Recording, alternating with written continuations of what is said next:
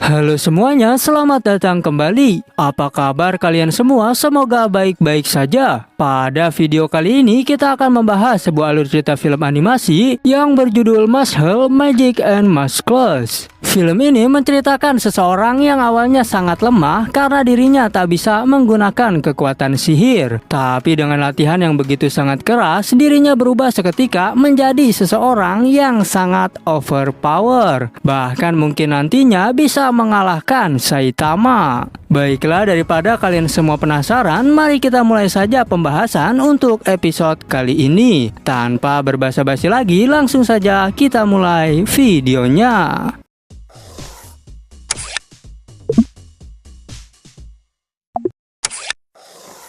Film ini dimulai dengan menceritakan sebuah negeri di mana sihir adalah sesuatu yang sudah sangat lumrah digunakan oleh seluruh masyarakat di negeri tersebut. Bahkan untuk orang-orang yang ada di sana, sihir adalah segalanya. Karena semua orang begitu sangat mengandalkan kekuatan sihir untuk membuat sesuatu yang mustahil. Di antaranya adalah seperti terbang melintasi langit hanya menggunakan sapu, dan bahkan bisa membuat benda-benda terbaru yang belum pernah ada sebelumnya. Di tempat ini, sihir adalah hal yang normal dalam kehidupan sehari-hari, dan juga penguasaannya dapat menentukan derajat sekaligus status seseorang. Namun jauh di dalam hutan belantara, hiduplah seorang pemuda yang sangat bertentangan dengan hukum dan peraturan yang ada. Dia adalah tokoh utama yang bernama Mas. Mas adalah seorang anak yang memiliki cara latihan sangat ekstrim. Dirinya hanyalah seorang anak biasa yang tinggal dengan seorang kakek bernama Regro, yang dimana makan makanan kesukaan Mas adalah makanan ringan. Mereka berdua tinggal di dalam hutan, tapi tidak seperti Mas, sebab Regro sebenarnya bisa menggunakan kekuatan sihir meskipun dalam skala yang sangat kecil.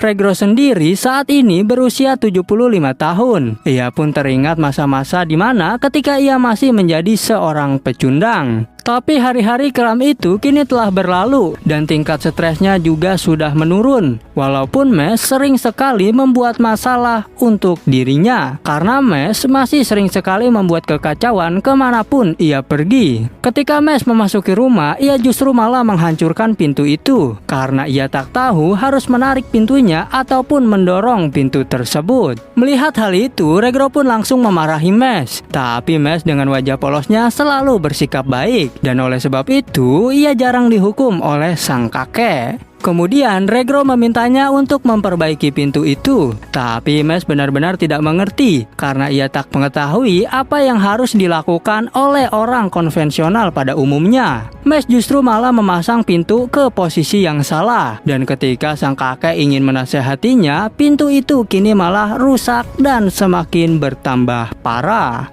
Mas pun berjanji jika ia akan memperbaiki pintu itu. Tapi Regro telah kehilangan kepercayaannya kepada Mes. Sambil menuangkan minuman menggunakan sihir, Regro pun bertanya apakah Mes telah melakukan latihan rutin angkat beban seperti biasa. Mes pun menjawab jika ia telah menyelesaikan latihan tersebut. Kemudian Mes pun bertanya balik mengapa dirinya hanya disuruh latihan beban saja dan mengapa ia tak disuruh melakukan latihan sihir. Regro berniat ingin mengatakan yang sebenarnya jika Mas tidak bisa menggunakan kekuatan sihir. Tapi Regro berpikir jika itu hanya akan membuat Mas kecewa. Jadi dia memutuskan untuk memberitahunya lain kali saja. Regro memberitahu jika ia akan pergi keluar rumah sebentar dan menyuruh Mes untuk menjaga rumah. Mes pun berkata jika ia pasti akan melakukannya. Tapi meskipun begitu, Regro menegaskan sekali lagi jika Mes tak boleh keluar rumah. Karena Regro memiliki alasan tersendiri mengapa Mes tak boleh pergi ke kota. Mes pun meyakinkan sang kakek jika ia akan menepati janjinya itu. Namun saat Regro telah pergi, perut Mes menjadi sangat lapar karena ia telah berlatih begitu keras. Sehingga Mes segera pergi berlari menuju ke warung untuk membeli makanan kesukaannya. Mes pun berjalan dengan menggunakan jubah dan menutupi bagian kepalanya, sehingga ia bisa pergi ke kota. Di sana Mes melihat semua orang melakukan pekerjaan menggunakan kekuatan sihir. Ketika ia sampai di toko roti, ia memesan 7 kue sus untuk dirinya sendiri.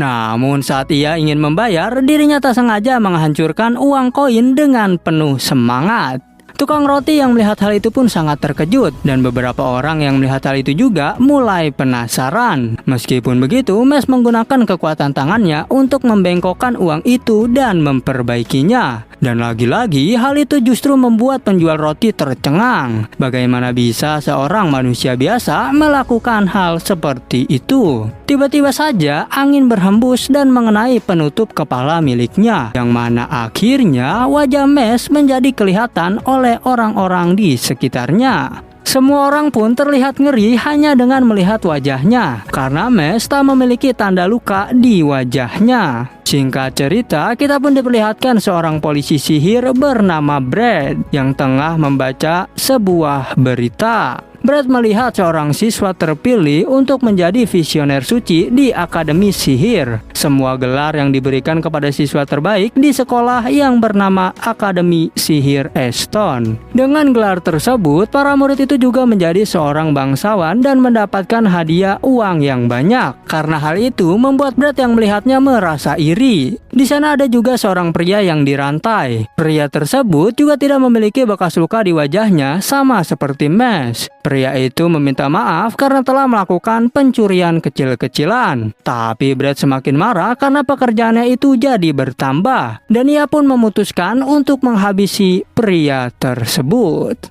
Pada saat itu, Brad menerima laporan dari telepon jika ada seorang anak tanpa tanda yang berkeliaran di jalanan. Yang ternyata anak itu adalah Mes yang masih memikirkan alasan saat ditanya oleh sang kakek. Namun menurutnya semua itu tak sia-sia karena ia bisa mendapatkan kue edisi terbatas. Saat sedang berjalan santai, tiba-tiba ia menabrak seorang polisi. Ia pun langsung meminta maaf kepada polisi itu. Polisi itu sedang mabuk dan mencari seseorang untuk melampiaskan amarahnya. Karena Mes telah mengotori pakaiannya, pria itu pun mengoceh jika dirinya sebagai polisi pelayan masyarakat telah melakukan yang terbaik, meskipun dirinya digaji dengan bayaran yang sangat kecil. Mes pun meminta maaf sekali lagi sambil menawarkan kue miliknya. Tapi hal itu justru membuat polisi semakin marah. Polisi itu pun melempar kue tersebut hingga terjatuh dan mulai menyerang Mes. Dalam sekejap, Mes pun langsung memegang kerah baju polisi itu, dan ia pun langsung merobek pakaian seragamnya. Mes pun berkata jika ia akan mencuci pakaian itu dan mengembalikannya. Pria itu pun semakin bertambah marah karena Mes telah mempermalukan dirinya. Pada saat seperti itu, tiba-tiba saja Brad datang untuk menengahi perkelahian tersebut. Tapi saat melihat Mes, ia tersadar jika orang yang dicari ada di depannya. Dikarenakan Mes memiliki ciri-ciri orang yang tak memiliki tanda di wajahnya. Meskipun semua orang terlihat memperbincangkan tentang dirinya, tapi Mes terlihat tidak memperdulikan hal itu. Dan tiba-tiba saja Regro dengan cepat langsung berlari dan menggendong Mes. Regro pun membawa Mes untuk melarikan diri dan pulang ke rumah. Brad yang melihat mereka kabur langsung mengeluarkan mantra sihirnya untuk melacak dan mengikuti mereka. Saat tiba di rumah, Regro sangat marah karena Mes tak mendengarkan perintahnya. Tapi Mes langsung meminta maaf dengan wajah polosnya. Dan lagi-lagi Regro pun terpaksa menghentikan omelannya itu. Mes pun dihukum untuk mengulangi rutinitas latihan angkat beban seperti biasa. Mes merasa sedih dan menyesali perbuatannya. Tapi ia tetap pergi dan memberikan sisa kue tadi kepada kakeknya. Sang kakek pun berpikir jika mungkin dia terlalu lembut karena Mes tak pernah memberontak di masa-masa remajanya. Regro pun teringat masa lalu jika mereka tinggal di hutan untuk menyembunyikan Mes dari semua orang. Karena jika tidak disembunyikan, polisi akan mengejarnya karena ia tak bisa menggunakan sihir. Karena dianggapnya orang yang tidak bisa melakukan sihir adalah termasuk tindakan kejahatan. Tapi saat ini Regro harus melindungi Mesh lebih dari sebelumnya karena para polisi sihir telah mengetahui keberadaan mereka. Saat itu tiba-tiba saja pintu depan mereka didobrak dan ternyata itu adalah Brad. Brad langsung bertanya di manakah Regro menyembunyikan Mesh. Di dalam hutan kita melihat Mesh yang tengah fokus berlatih karena telah dihukum. Mesh memutar palang barbel hanya menggunakan jari tangannya saja dan ia juga melakukan latihan yang sangat di luar nalar. Yang mana untuk orang normal siapapun pasti akan hancur melakukan latihan seperti itu. Namun Mesh hanya butuh 5 menit untuk menyelesaikannya.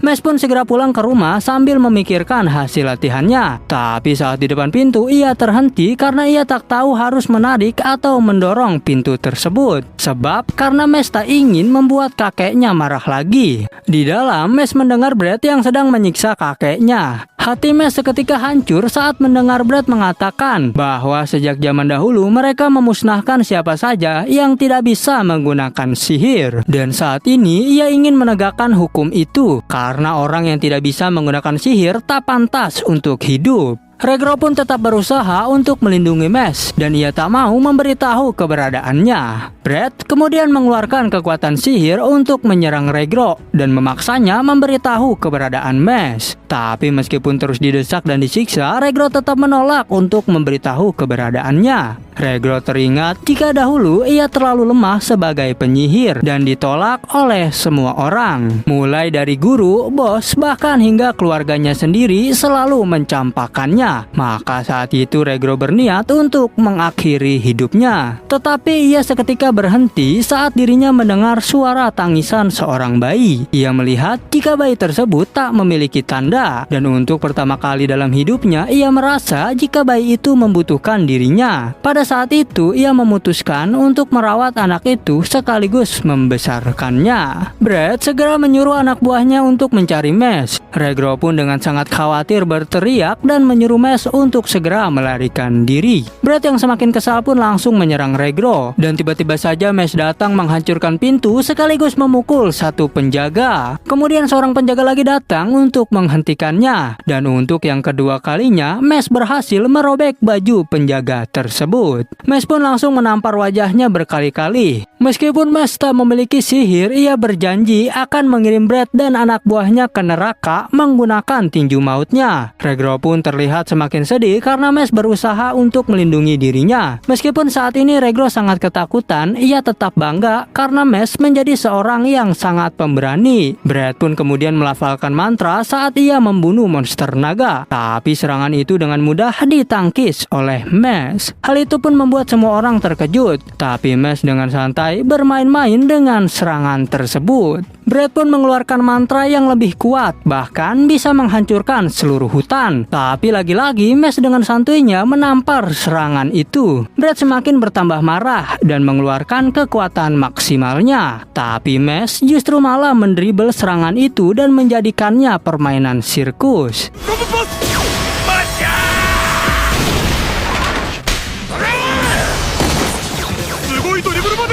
Mesh pun mulai serius dan mengambil tongkat sihir milik kakeknya. Brad pun bersiap dengan formasi sihir pelindung karena menurutnya Mesh akan membaca mantra sihir. Tapi tiba-tiba Mesh justru malah melempar tongkat itu dengan sangat cepat hingga menghancurkan penghalang dan melukai wajahnya Brad. Mesh pun mengancam Brad untuk menjauhinya atau Mesh akan mengirim mereka semua ke neraka. Brad yang telah kalah pun memberikan tawaran kesepakatan. Mesh mungkin akan menjadi luar biasa jika ia mendaftar di sekolah sihir dan mungkin juga dirinya bisa menjadi murid spesial pilihan dewa. Brad menginginkan keuntungan dari gelar yang nanti akan didapatkannya jikalau Mesh bisa terpilih di sekolah tersebut. Dengan cara itu Mesh bisa diakui oleh penduduk kota sebagai penyihir dan ia bisa hidup dengan tenang. Meskipun Regro menolaknya, Mesh justru menerima tawaran itu karena ia tak ingin hidup terus diburu seperti binatang. Karena Mesh ingin ingin melakukan itu agar semua orang tak meremehkannya. Maka dari itu, saat malam hari tiba, Mash menaiki tangga menuju Akademi Sihir. Mash pun berjanji untuk menghancurkan setiap rintangan yang akan menghalanginya nanti, karena ia akan melewati ujian itu menggunakan tinju mautnya. Dan pada akhirnya film pun bersambung.